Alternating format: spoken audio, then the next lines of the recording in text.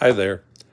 I have a lot of air tools. I use a lot of air tools in my shop, and I have an air system set up. And one of the nice things about air tools are once all the lines are charged, if you're only using one tool at a time, you don't get any line loss. And with that in mind, I'll often run a splitter like this at the end of an air hose and then have the individual tools come out of it. These use IM fittings, which is like this male on here. They're not terrible. There are other high flow ones. I use a lot of T's, which you can just change these out, switch it over. It's still got a real nice anodized aluminum central splitter hub, which would work nicely with other 1/4-inch males and quick connect females.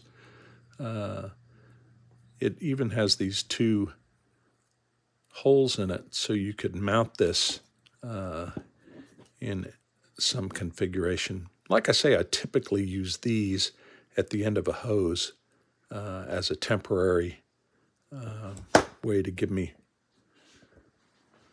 more inputs. And you can then, if you want on the tools, you can just use 6 or 10-foot whip hoses and get the job done.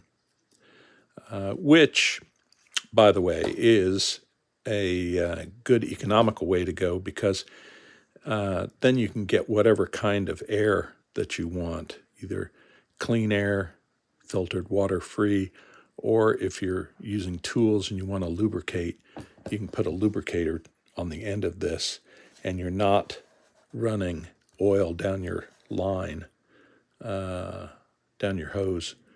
Most people will use a dedicated hose for spray painting because you don't want any chance of contamination in there. But this just gives you more flexibility, and I think that's really what central air systems, or just a real simple system running directly off your compressor, you've created a little multi-system by adding something like this, and this would be an excellent choice. It's well made. I hooked it up to my compressor, and all these hold tight, no leaks, and so good system. Not a bad way to go at all. Enjoy.